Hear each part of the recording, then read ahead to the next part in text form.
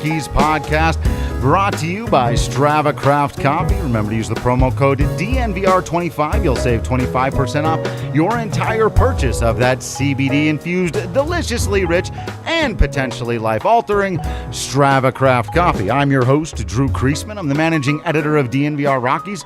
With me, as always, is beat writer Patrick Lyons. And on this episode, the Colorado Rockies win their final home series of 2021, taking the rubber match on a very cold and rainy and frustrating Wednesday afternoon where we had 2 hours in the middle of it that was not pleasant, and several random things, but still the Rockies do manage to finish this season that really was all about how dominant they were at home, looking rough there for a minute, losing to the Dodgers and the Giants.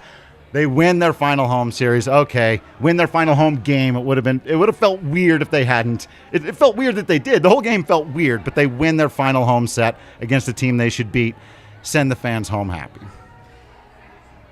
As happy as they could possibly be, given the circumstances of Trevor Story. We just got off a Zoom call about it, and I'm a little speechless myself. It was a little emotional. Trev appeared to be quite emotional, and he went out and had a Trevor Story type game. Didn't have an extra base hit, but went 4 for 4, had a walk, kind of a couple scored infield hits. It was runs. Even that was in kind of a weird way, right? This whole thing was kind of strange. The whole game was really weird. Yeah, I just can't get the image of him with red eyes out of my head. But very odd, strange way to end a season. At least the Rockies still went around and said goodbye, and they did their lap around the field, but it seemed like the season wouldn't end. Freezing out there. I was shocked that they did that. No, not shocked. I actually kind of figured that they would, but there's part of me that thought, will this be one of the very few times we don't see them go and do this on Fan Appreciation Night? It was freezing. It's like 7 o'clock in the evening. The game started at 1. We're still in the middle of a pandemic. Right. There's all this stuff. Strange. The whole thing was a bit strange. And all the netting. Of it was weird. The netting is new because that was added after the 2019 season. Right. So that was kind of the first time, but fans were still able to get up close. Players were still able to throw baseballs into the stands. We're going to be talking about him a lot, I'm sure. Trevor Story, after he went in the dugout, grabbed as much of his own merchandise or his items. It's his merch. It's merch. He didn't sell it. He gave it away. Batting gloves, baseball bats. He even gave the cap off of his head to someone as a gesture. And I love, seeing the players give their respects to the grounds crew at Coors Field who allowed them to get this in because – the Nationals and Rockies had off tomorrow. Like, that's an element of this too. They could have postponed it, and you're like, oh, postponing the inevitable. This is like the season that started off on such an awful note with the Arenado trade. And are they going to lose 100 games? No, they actually play a lot better than that. Are they going to trade Trevor Story? They probably should. Then they don't, and then he sticks around. It's like it would never end, almost. Yeah. For better or worse, at different times. There were so many ebbs and flows.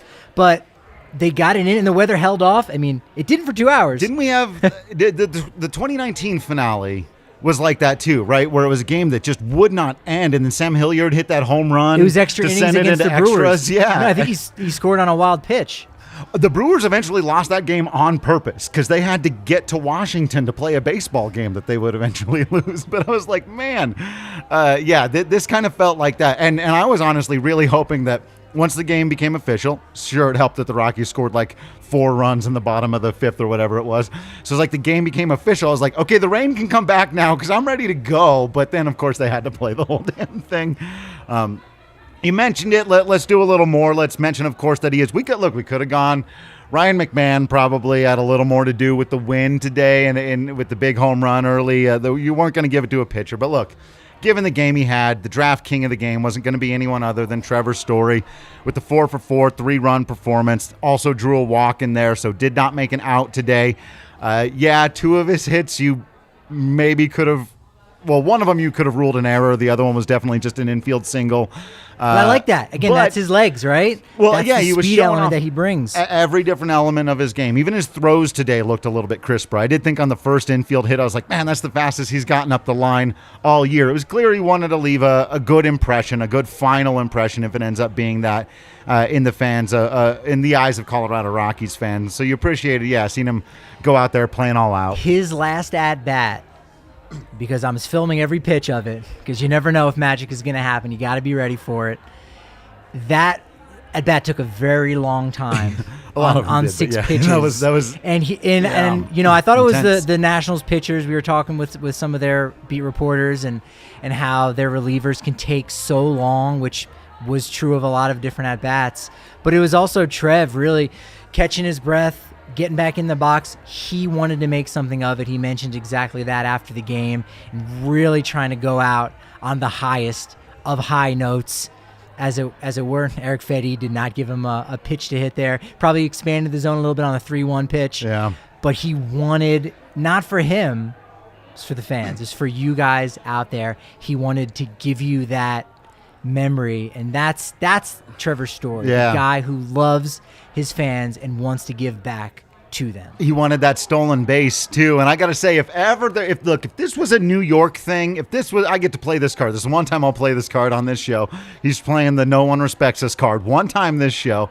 If this was New York or Chicago or LA, I don't care how far those teams were out of it or whatever, this would be a big story. This would be one of those things that would get more people talking about something we all agree is stupid, which is he popped off the bag for a half a second, and everyone knew that he beat the throw and he beat the tag and all that. But because Story maybe, and I had a lot of people going, that's tough to overturn on review, and I agree. That was an interesting one, but it would have been his 20th stolen base this year, giving him a 2020 season, and it would have been the 100th stolen base of his career, and to see it get overturned on that nonsense, get out of here. But one more, it would have been his third 2020 season, and he would have joined a group of players who did it 3 times within their first 6 seasons. I'll probably forget some of the guys' names, but we're talking about the class of Willie Mays, Barry Bonds, Darryl Strawberry, A-Rod? Ryan Braun, Mike Trout. Oh, wow. 3 2020 seasons. So that, and he can still do that. He still just needs the one more. I was going to say, there's 3 more games. He'll get also, that. the pitcher at the time threw over to first base at least twice. Several times. It was at least twice, because you knew he wanted to go. Charlie was on third base. The second base was open. Yeah.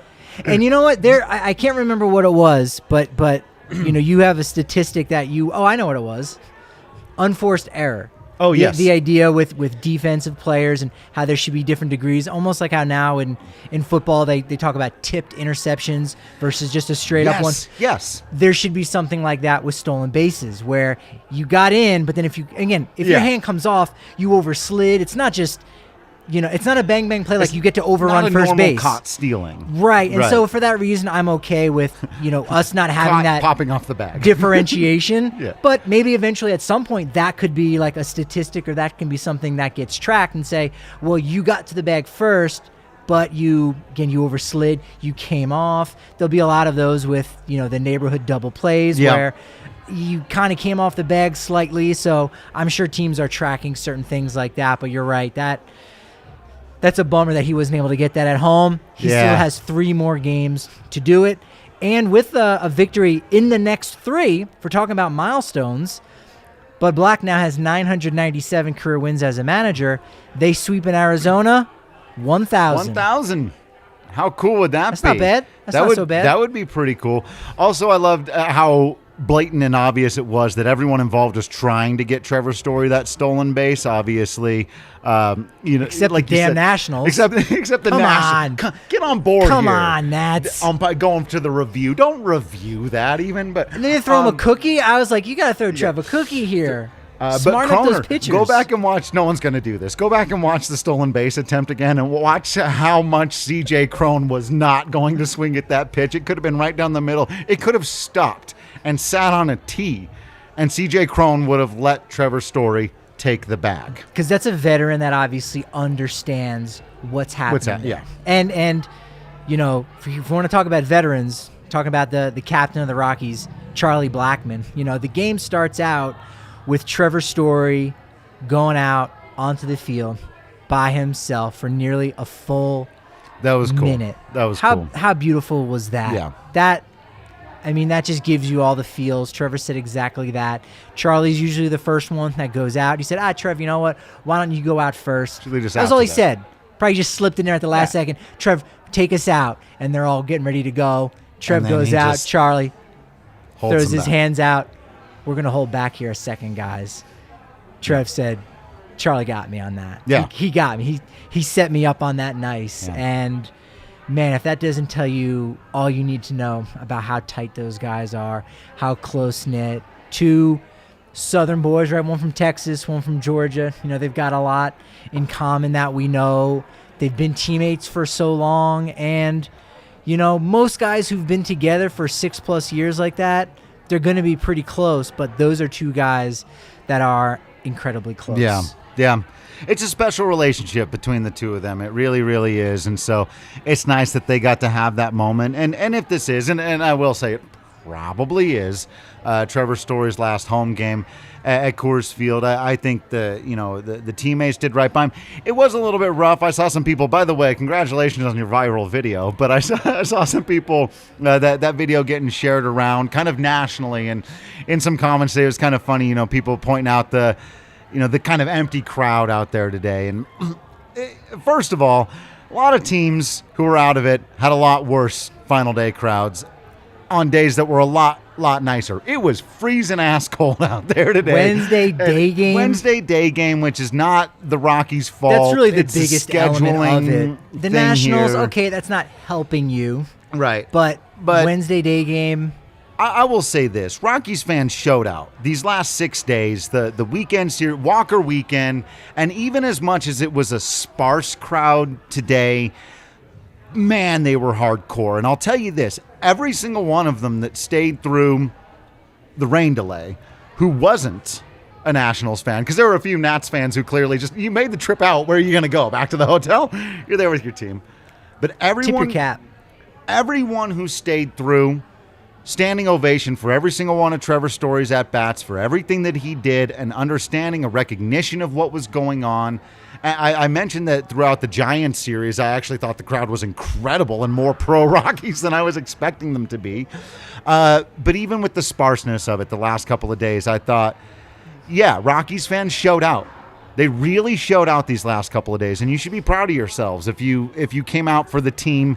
And I know a lot of you, it wasn't easy. You had to make that distinction, that difference of, I don't want to support what's going on up in the front office or what I feel like the owner is doing right now, but I do want to support the players. I'm going to support Larry Walker on Walker Day. I'm going to support Trevor Story on Trevor Story Day. I know we had a lot of people, a lot of DNVR people that came out. I met up with some of you out at the ballpark. And, that's what sports are about. Man, that's really what it all comes down to, is appreciating, as our friend Drew Goodman would say, the people in the arena. And Trevor's been in the arena for you for 7 years. And you appreciate it. And if he goes into the arena with somebody else in the future, I see 99.9% of you out there going, best of luck, Trev. Go get him. It's a special relationship, and I think it'll even go down as a tighter one. With the Nolan stuff, I know most Rockies fans see it Nolan's way, and we're like, whatever. But there was that tinge of muddy. He didn't want to be here anymore. It's a little muddy. It's a little muddier. It's hard. It's not natural. Trevor Story's a free agent end of the year. It's natural. It's natural. He's going to go out and get paid and get to play for a competitor, unless he goes to Texas. Love you, Trev, and I hope it works out for you. And everyone does. And that's the other thing. I will say this, and this is the last I'll say about comparing those two situations today. And it's just a personality thing, just having been around the two still relatively young. I'll call them young people. I'm about to turn 35 here soon. And I'm going, whatever issues Trevor may have had throughout the years, he mostly kept them to himself. Really, the first time he ever made hay of anything was at the trade deadline. And it was one text he sent out that was like, ooh, I really thought I was going to get traded. And that was it. Trevor was what everyone wants their favorite ball player to be. In a good mood, shows up to work every day, nothing negative to say about anybody. And that's how he went about his business here. And, there were some bridges burned by some other former superstars around here. Trevor Story has burned 0 bridges with anybody ever, and you've got to appreciate the way he goes about his business. Nope. If there's going to be people, there's going to be that 0.1% that you say, oh, you signed this contract with so-and-so, regardless of whether they're a contender or not, and you just go, hey, good riddance. You wanted to go get paid. You're selfish. Look, this is the business. This is just kind of how it goes. It is what it is. This is just how it goes, bottom line, right? And so, yeah, the other situation, obviously, with the cousin, very murky. It's muddy, a little bit nasty, right? You may be on one side or the other. I think we can agree it was muddy, right? We know that. But with Trevor, that's not the case. And, yeah, hats off to the fans, who are there. There you go. There it is. Tip of the cap to you guys out You there. did it. The Nationals reporters were, kind of mind-boggled a little bit with the idea that 20,000 on weeknights at Coors Field to see 2 of the worst teams in the National League, certainly the worst team since the second half in the Nationals, right? And then you've got the Oakland Athletics, who are in a hunt against the Seattle Mariners. Right. They can't even draw 10,000. They can't even draw half of what the Rockies get on a weeknight. They can't do that on the weekends. Yeah. That tells you all you need to know about who has great fans. Yeah. And again, whether you want to be comparing yourself to the Oakland Athletics or not is a completely separate thing. But those people that were there and stuck around, they were on their feet clapping for Trevor. They watched his every movement, every moment that he was out there coming into the dugout after giving his respects to the grounds crew. They were on top of him. They recognized that this is their guy. This could be his last moment. Yeah. Enjoy it. Thank you, Trevor. Thank you for everything you've done. We salute you. And they did full on. So we gave Trevor the draft king of the game, which means I'm going to toast my Breck Brew, and I do have my Hot Peak IPA down here at the DNVR Bar. To Rockies fans, y'all did it. Y'all had a hell of a season, straight up. And I know some people wanted to turn it into a negative thing that the Rockies were 7th in attendance this year. Look, boycott was never going to work.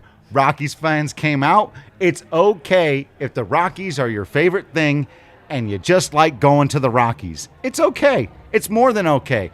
It's toasting of the Breck Brew worthy, because actually it just means the team's going to have more money to spend on the roster next year. That's all it means. More money at the gate always equates to more money being spent on the roster. So good on you for that. Good on you for drinking your Breck Brews. Good on you for drinking your Breck Seltzies, because those are probably better for you. I haven't checked the back of the can. I don't usually read the back of the can. I'm a front of the can kind of guy, but appreciate that Breck offers those seltzers for those of you who enjoy that. I've gotten into it, especially the peach and apple flavors that they've got. They've got some berry and mountain berry. I think I like the mountain berry a little bit better than the black cherry, but they're all really, really good.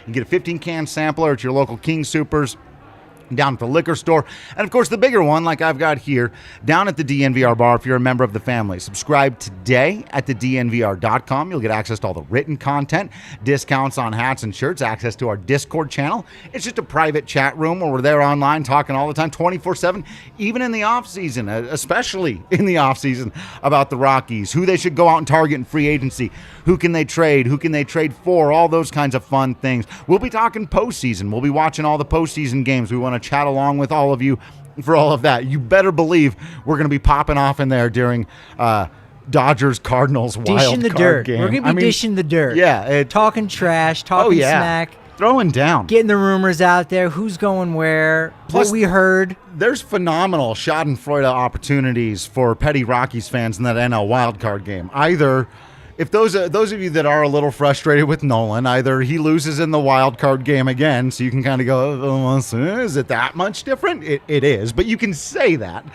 Or the Dodgers lose, and I don't have to explain to anybody here why that's hilarious. Either Tony Wolter's Dodgers or Nolan Arenado's Cardinals. That's how they will be introduced, I think, in the advertisements. I think so. I think we can sell that. I think we can get a lot of clicks on our articles. Tune in, wild card game, TBS. Nolan Arenado and the St. Louis Cardinals take on Tony Wolters and the Los Angeles Dodgers. There has to be an asterisk next to Tony Walter since he's not on the 40-man roster. But he's in Oklahoma City just waiting for Will Smith or Austin Barnes to get hurt. He could be called up at right any there. moment. I mean, Jeff Mathis also probably ahead of him in the depth chart. So he might be about the 4th or 5th best catcher the Dodgers have. But that's besides the point. It's Tony Walter's Los Angeles Dodgers. Oh, absolutely loving it. So the perfect pairing, by the way, for my Breck brew. Well, I'm not pairing it right now, but I'm going to get home. I'm going to warm myself up. I got the tots. And here in the bar, we got the Wagyu beef burgers from Hassel Cattle Company. When I get home, I got Hassel Cattle Company Wagyu beef bacon. I got ground beef. We got ground chuck. We got some steaks in there. I think we still got a couple of steaks. I don't know. Might have to get on there and make another order. If I'm out of steaks, I'll tell you what I'll do. I'll head to HasselCattleCompany.com. That's HASSELL cattlecompany.com. I'll put in promo code DNVR10 and I'll save 10% off. But that's only after I've selected my delicious, non-hormone infused and antibiotic, all that garbage, Wagyu beef. Delicious stuff. I'll put in DNVR10. I'll get 10% off. I will order over $200. And then what's going to happen? Free shipping. They will send it straight to my house. Good deal. And then I'll have beef. I don't know if you needed a better end to that story, but if you do, then we're not playing in the same league. So Drew, if you're writing the copy for this, it would be beef. It's what I eat for every meal. It's what I eat for most of my meals, and it's all provided by Hassel Cattle Company. It's what's for breakfast, lunch, and dinner. So we got our guy from PHNX in the comments, Jesse Friedman, talking a little trash sweep in Arizona. We'll see about that. Now, wait a minute. Are y'all trying to tank? Where are they at in terms of tankathon? Don't they want that first pick? Or do the Orioles have it? Is that up in the air? I haven't checked the reverse standings in a minute. I think the Orioles have won 2 out of 3 against the Red Sox. Ooh, they're hot. Which is kind of strange. Well, their Sox are in a bad teaser.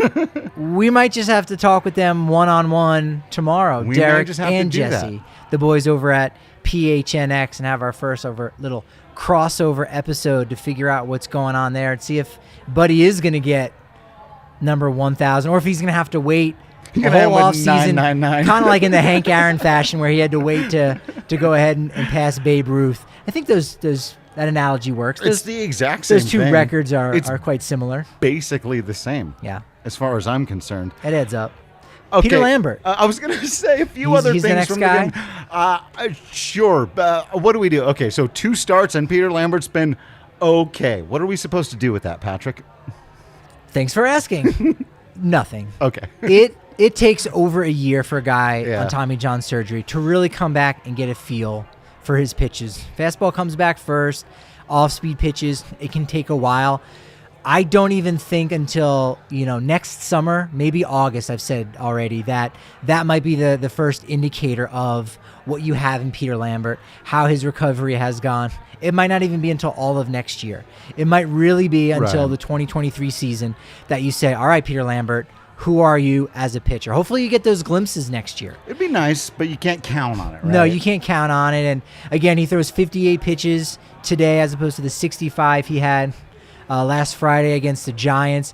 Was probably set to throw about 65 to 75, but had a long first inning where he gave up those 3 runs. So that was a bit rough. And again, a lot of soft hit balls. He did give up a leadoff double to Lane Thomas. I think there was another decent and well-hit ball, but for the most part, wasn't that bad of a first inning. And, he pitched well against, as did the bullpen pitch well today against, as did the entire pitching staff this entire weekend pitched against Mr. Childish Barry Bambino. Bonds. Juan Soto. Childish Bambino. I love that. Kale, do we like that nickname, Childish Bambino? We got all right. He's thumbs up from Kale. Sore throat apparently. He did give us a thumbs up. We can approve that. But I love it. He was 2 for 12 at one point. I was shocked. His batting average dropped about 4 points in the process into a double play. Did it have a walk in his last at bat? Like he had 2 ran walks. Into the Rockies' best pitching even. He had some. I was a little bit surprised. He slumped. No extra base hits. He had all singles. He just looked. He still, okay. I will say, he does take a hell of an at-bat. He goes up there and really doesn't give an inch on that strike zone, and you can see why the guy had an on-base percentage of like 500 there for a minute. If they were still playing out there, and I'm sure the baseball gods wanted it to happen, I still would have loved to have seen him at the plate. His arm is not great. I guess he has an average arm, but there was a sac fly that his throw came in. He must have taken something off it. Did not look impressive at all. Made a nice play up against the wall.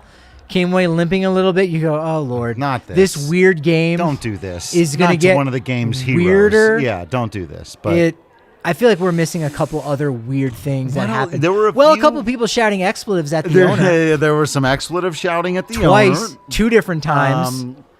That was definitely a thing. Either that or they wanted the CeeLo Green song "Forget You." I think they wanted the radio version. That could have been it. Maybe that was what it was. Although they didn't shout the radio version. Something of Forget You. A couple of weird things, or a weird thing that happened a couple of times in the last few days. Raimel Tapia hit the ball in the air. That was weird. What? Did you see that? Yeah. Look, the over/under was May 2022. Look, man, he got to do that more. He got it. He got it. I know I'm the grand Tapia defender of all of them. Though, when he's in a slump, I'll send you all to McTapia. When he's doing great, I try to take it away from him. We try to share the glory. But when he's in a slump, I send you McTapia's way on Twitter. No, he got to do that more. Look, he can't hit the ball on the ground 68% of the time. You all understand I'm for the approach, but it can't be that extreme. It was nice to see him in these last couple of days. Remember, hitting the ball into the gap should be your goal. I don't want him trying to hit the ball over the wall because he doesn't have, occasionally, sure, only off of elite pitchers, as we know. Max Scherzer, Jacob deGrom, Walker Buehler, go ahead. But hit the ball in the gap, dude. We saw Tuesday night. Pinch hit triple. Yeah. 4th pinch hit triple of the season. How about that? For the Rockies. Hilliard, Hampson, a 4th guy that Joe escapes me. Might have been. But it's actually the 3rd time they've had 4 pinch hit triples. Totally random. Yes, I know. But Tapia got the ball in the air. Helmet came off immediately. Beautiful locks just flowing in the breeze. You can't beat it. The most electrifying play in baseball when it's done by a guy of Raimel Tapia's especially when ability. It's a dude like that. Yeah, that was absolutely perfect. So he's getting in the groove. He's kind of finding it. Losing some playing time. Thomas Harding even going out and saying, is he a trade candidate? Yeah. I don't know. I mean, I think there's a lot of guys that, again, if the right offer comes along, maybe you do it. He's not making a ton of money. There's a suggestion that, hey, in arbitration, he's going to get more expensive. But if you're going to go out and spend $25 million in free agency, I mean, maybe you're just pinching pennies on that. I don't really know. I mean, I don't think that's the reason you trade it. If you trade, look, here's the thing. You don't need all 4 of Raimel Tapia, Sam Hilliard, Garrett Hampson, and Jonathan Daza. You don't need all 4 of those guys, and you certainly don't need all 4 of them. You can't have all 4 of them on a major league roster that's contending.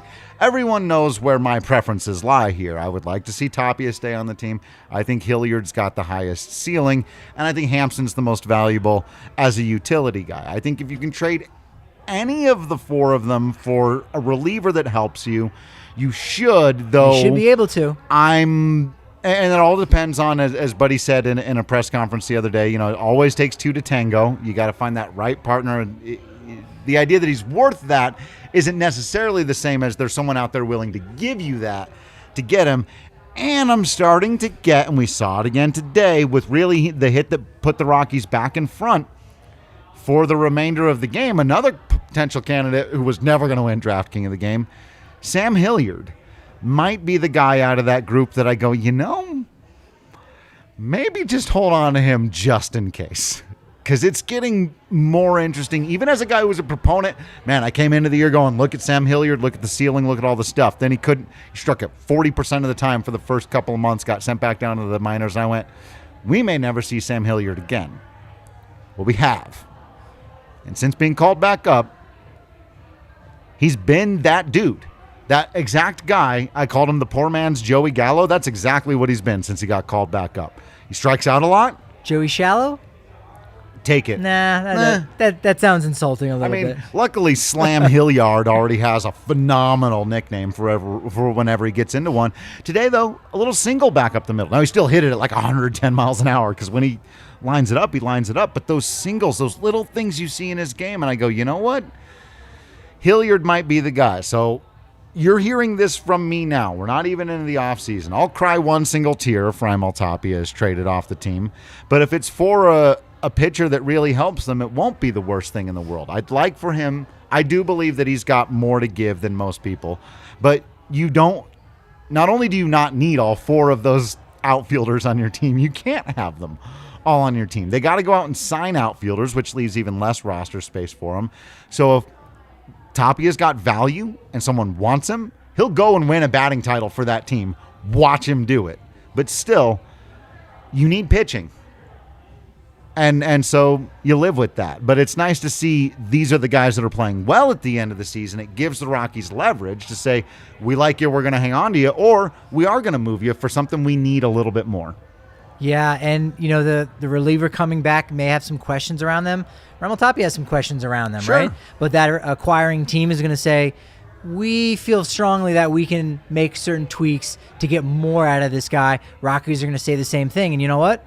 They were right when they traded Jeff Hoffman to acquire Robert Stevenson. Yep. That worked out pretty well, where you go, hey, there's some potential here, but I don't know. He's got some flaws. Yeah, I mean, there's a reason why you make trades like that, because those guys have those flaws. And so Hilliard been really good over his last 15 games, 292 average, 2 homers, 9 RBI, 17 strikeouts. Is that thing where you're going to almost live or die with him? Yep. But in today's game, that's going to happen. If you're willing to suck it up and put him out there, maybe that's okay. You almost have to really fortify those other 8 spots in the lineup, 9 really if the universal DH comes, where if you can really bring in a big bat in a corner outfield, really bring in, I mean, is Rogers the shortstop? So you got to, it's going to be hard. There's a lot of moving pieces, for sure. Is. Yeah. And it could be Hilliard as the one where maybe you get back a little bit more, even though you may want him. You got to look at the bigger picture. It all depends on who's on the other side of that phone. It really does. But I've been enjoying watching Sam Hilliard play. It's been fantastic. He's getting opportunities. Fun, man. And he's got some skills in there that we really still haven't seen play out that much. Stole a base. Was that today? Yeah. His defense, you and I know the kind of arm he's got. I don't think he's really shown that off at the major league level. It has not been shown off, I think, at all. I think, was it last year? Yeah. No, I think he didn't get as much playing time in 2020. No, not in 20, in 19. But in 2019, he was able to flash it in that final month a little bit. Yeah, a little bit. But he has got a cannon on him, so I think that's the scouting report. So no one, he just hasn't. It's a matter of luck too. That's the other thing too. How many guys go first to third? Right. Charlie cut down a guy doing that during this series. We saw, even I think in the Giants series, right. They got somebody coming in the back door, tagging up with Trevor Story there on that 9-6 put out. So this was a weird way to end this season in this capacity at home. There's still 3 more games, but.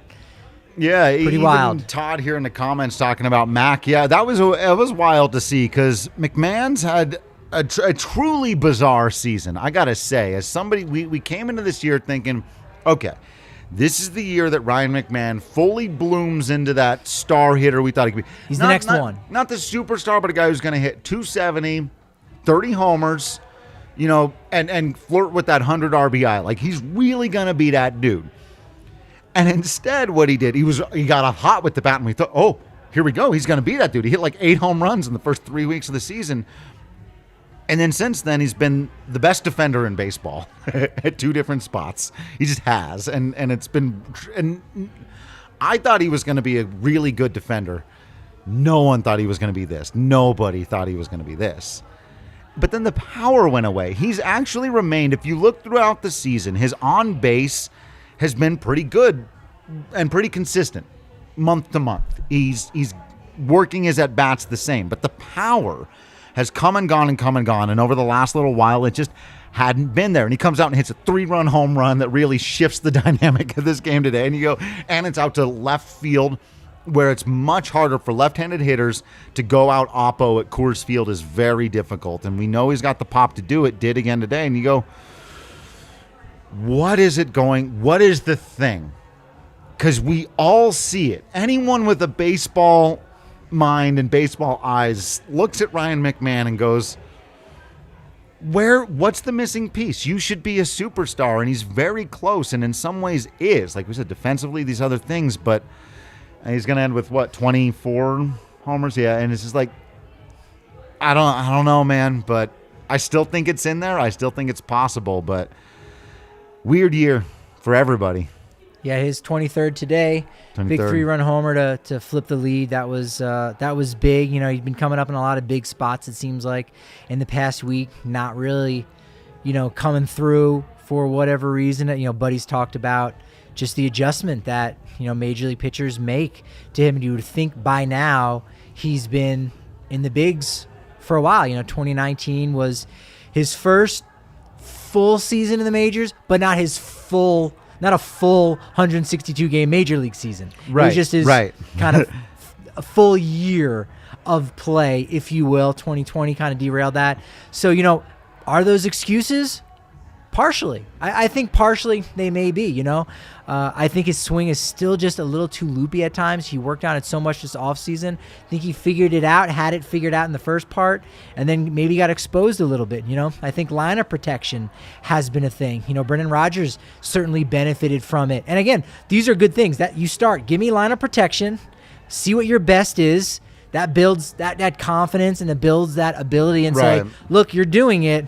We still got to make a few more adjustments to get to that next level. Can you do it without the line of protection, or where you are the guy now that's going to protect someone else? Yeah. Even in 2018, where McMahon came up and it seemed like he got a big hit coming off the bench every night, and his few starts, even if he was a pinch hitting for the pitcher in the 9th spot, Charlie was right behind him. Right. So the pitchers had something to fear, and he didn't really have that line of protection batting in the middle to lower middle parts, until Elias Diaz, started getting hotter. Then Diaz would hit in front of McMahon a little bit. So there's always someone behind McMahon that the pitcher can kind of wait for a little bit, right?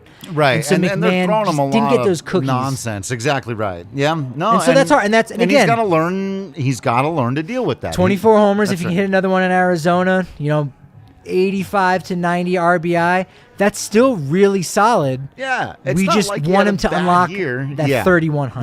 That's right. And I, like I said, I still think it's in there, and look, no one's going to work harder in the offseason to get there than Ryan McMahon. So you've got to remember that human element of it, and we'll keep watching him. I agree with the loopy swing has always been an issue. I think he fell into some bad habits. I think he would tell you he fell back into some bad habits during some of those stretches when he wasn't hitting the ball for power, and we'll see, but give me an I don't hate it on this one. Okay. We'll see where it lands on the I don't hate it meter. Yeah. You make the right moves, and again, we don't know what they are, so I'm trying to tell you that they're really good. Okay, so yeah, I'm theorizing good they're moves. They're bringing in 2 really quality players probably in free agency. Okay. And because of the depth with Elihuris Montero and Colton Welker at third base, and with only 2 years left remaining before he hits free agency, maybe you trade Ryan McMahon. Yeah. So where is it on the I don't hate it meter? It's pretty. I just kind of hate it. Well, so the reason why I hate it is because Ryan McMahon doesn't just play third base. He plays third base and second base, and he can also play first base. Is he going to play second base with Rodgers there? Don't care. Probably not. First of all, again, it's less about is he playing third base right now, or is he playing second base right now, or is he playing first base right now? The point is, I know that he can. I know that I can get not just plus defense out of Ryan McMahon, superstar defense out of Ryan McMahon at 3 different infield positions, and at least this bat. I don't think this is the bat that I think you're getting. This is what he was kind of as a rookie, as we talked about in 19, I got to go back. 19 when he hit the 24 home runs before, right? So he's a league average bat, kind of at worst, that plays up a little bit because there's some nice pop in there. And a superstar defender. And it doesn't cost you anything right now. Now, no one's untouchable on this team. If somebody offers me, But see, I don't know what, because the Rockies need guys who can hit, who could potentially blossom into that next thing. If they're going to compete next year, they're going to need a couple of those, oh my gosh, this guy was great and he wasn't before stories. Whether it's Rogers takes the next step, McMahon, you need a couple of those possibilities. So that's why he would be on the lowest end of the list of guys I would consider trading. But not untradeable. No, there's no one untradeable. Which is kind of the response, right? Because we don't know. It's all hypothetical. You say you can bring in 2 to 3 guys, some in free agency, some in a trade of McMahon. So you were saying 2.5 to 3 guys. How vague is this, right? Or one guy you're bringing in free agency because you've got some money and Ryan McMahon.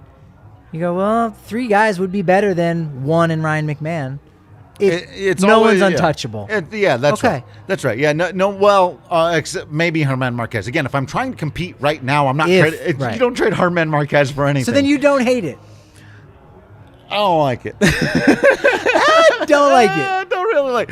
Again, someone's. But the only thing in the past, because I think back to in previous years, I would have said this to you. I would have said, well, if you can get a great starting pitcher for a player like that, you have to do it as the Rockies. But they're, for the first time in their history, not in that position anymore. They don't need to trade a star or a potential star position player for starting pitching.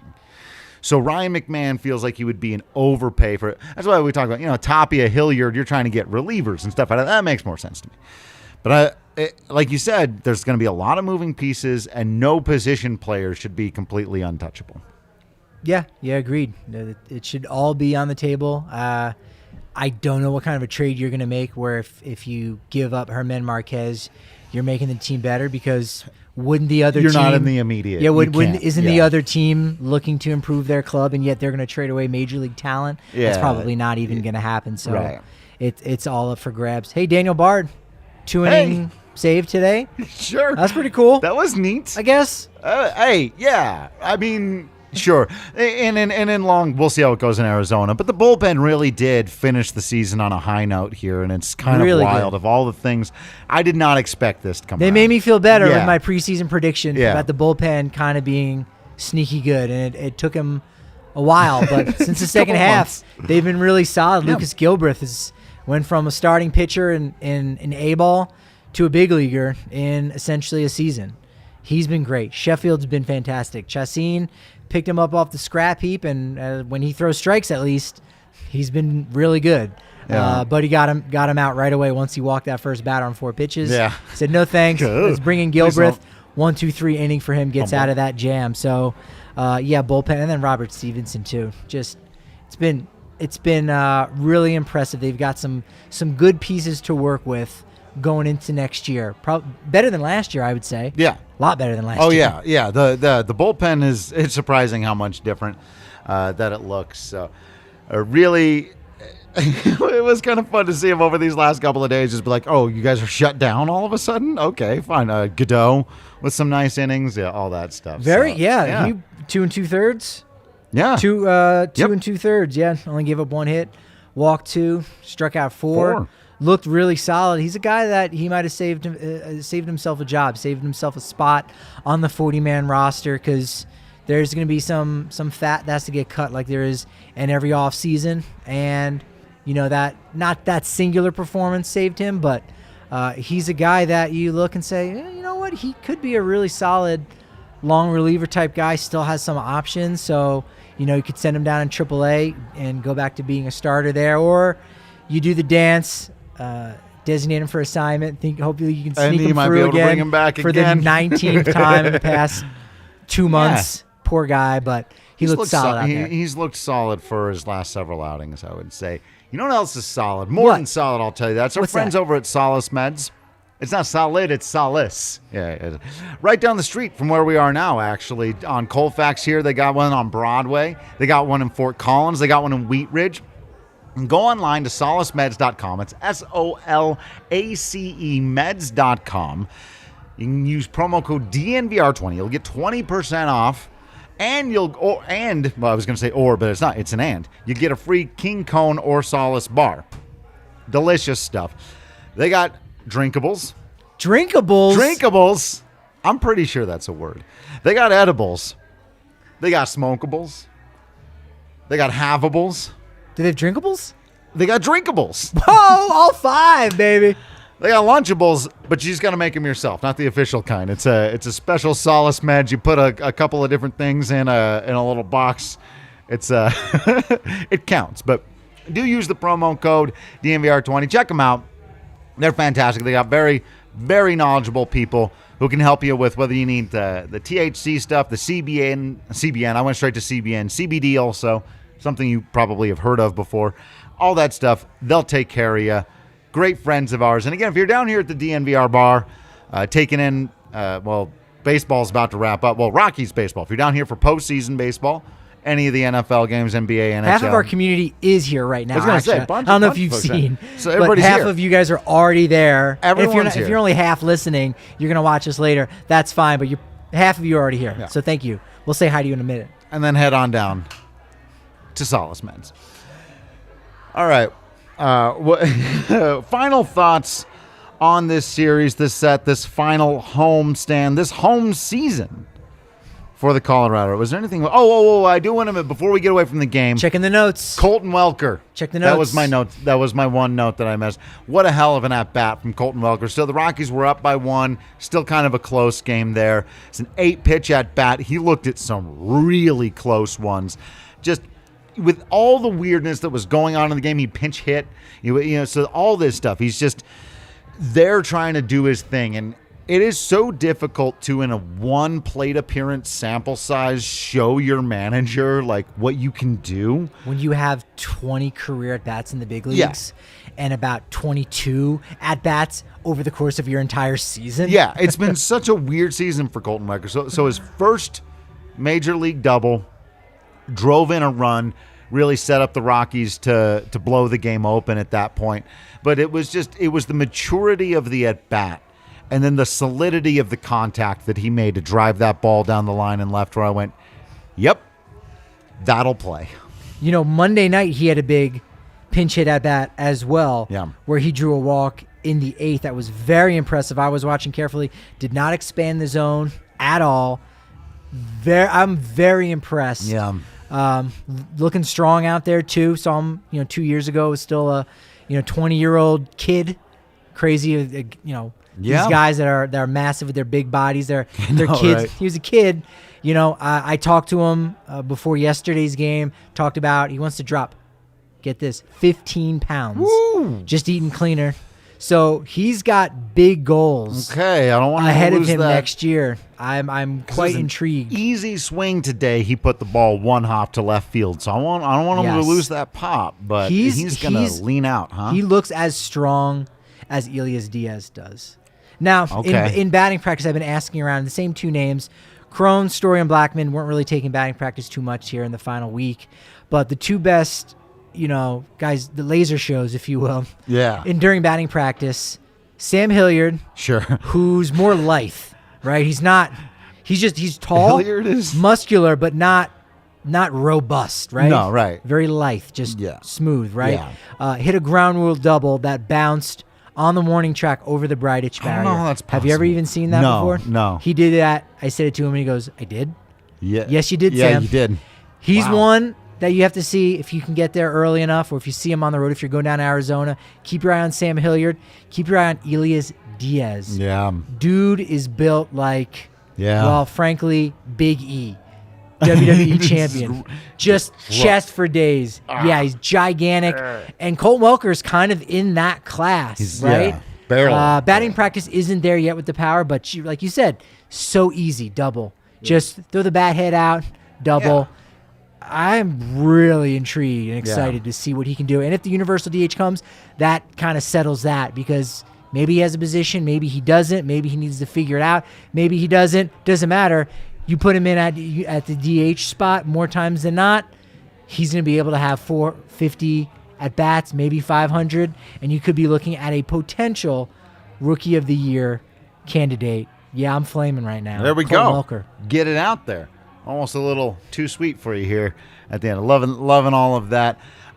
My final thoughts on the home series and really home season are, and I touched on it earlier, and it's the same. I found it fascinating that there was, at the same time today, a debate going on about whether or not the Rockies having huge attendance numbers was a bad thing. And also people kind of responding to your video by going, where are all the Rockies fans? It's sort of a damned if you do, damned if you don't situation. And that's where Rockies fans were this year. Tough spot for all of you out there. And I got into it a little bit in a good way, and what I felt was a very healthy way, with somebody who was saying, hey, I did boycott. I didn't go to any of the games this year. I didn't watch any of the games this year, and it was a personal decision. It was tough for me. And so I don't want you to be cavalier, he was saying to me, about the people who chose to boycott. And I don't ever want to be cavalier about that. I think anyone who made that personal decision, that's your personal decision. Right thing to do for you. What I always found intriguing, and I'll even say what I took issue with, was any attempt to go out and tell other people that that's what they have to do. You don't get to go to the Rockies game. You should stay home. You should boycott. And the extension, and I've gotten a lot of messages in the last couple of days from people saying, thank you for letting me know that it was okay just to be a fan, to go to the games, to watch your post-game shows, to interact with people on Twitter, and root for my team to win, even though I know all the stuff. I'll just put it that way. You know where the bodies are buried? All the stuff. And so that's just what I wanted to send out to Rockies fans, is that I know a lot of you really did struggle with it this year. Whether or not, you rooting for Elias Diaz to hit a walk-off home run meant you were also rooting for good things for the bank account of Dick Monfort. And you don't want both those things. So you're conflicted. And early in the season when Jeff Bridich was still around, and what did that mean, and all of that things. And those of you who hated the trade deadline and don't like what you've seen early on about Bill Schmidt and whatever it is, but you came out in freezing cold weather to cheer on a player who is probably going to choose to no longer play for your baseball team. You're a special group of fans who love the game. And it's okay to just say, I'm going to the ball game today. I'm buying a jersey for my kid. I'm eating a hot dog, drinking a beer, Breck, of course. And I'm going to be one of the people that made it so that the Colorado Rockies came in 7th in attendance, because we're proud that we show out for our team. There are plenty of fan bases that haven't experienced success and don't show out. And as Patrick mentioned earlier with Oakland, there's plenty of fan bases that do experience success, or Tampa, and don't show out. Y'all show out. That's what fandom's about. That's why there's a team here. So congratulations on your season, Colorado Rockies fans. It was harder on you than it was for just about anybody else. And you did the damn thing. You got through it. They rewarded you with good baseball at home, crap baseball on the road. The 2021 All-Star Game. The All-Star Rewarded Game. with that as well. It was an oddly memorable season. And it's not over yet. Yeah. Game 1. Outside the park home run. We had Coors Cat. What happens in Arizona? Will there be weird? Will there be a snake on the plane? Will there be a snake in the outfield? Kyle Freeland talked about snakes in the grass. Is this some kind of? Is he alluding to what's going to happen here in the final series? I don't know, but you know what? The Rockies will get to play October baseball. Here we go. A couple more left. Opportunity to help the Arizona Diamondbacks earn that number 1 overall pick. So let's enjoy a little bit more baseball. Remember, we got 161 of these things this year. We'll see if we get that. But we only got 60 of them last year. You can take it for granted, or you can show up. You can stand on your feet and say, thanks, number 27. And thank you, 2021 Colorado Rockies. We appreciate all of you for hanging out with us. We're not done. We will be doing stuff, as Patrick said, the next couple of days with the Arizona series with PHNX. We'll be covering the postseason and all of the offseason. We're not going anywhere, but we appreciate all of you for hanging out with us, especially those of you that came out and saw us down at the ballpark this year. It's how I always sign off, and when I actually get to make that happen, when I actually get to see people at the ballpark, It really does. I can't think of any other metaphor than straight out of Wild Thing. It makes my heart sing. So, thank you all. Follow us on social media at Drew Creasman, at Patrick D. Lyons, at DNVR_Rockies. Subscribe to the DNVR.com. Just keep being absolutely amazing baseball fans out there. We'll keep being absolutely Patrick Lyons and Drew Creasman and Tech Boy Kale in here. And until next time, we will see you at the ballpark.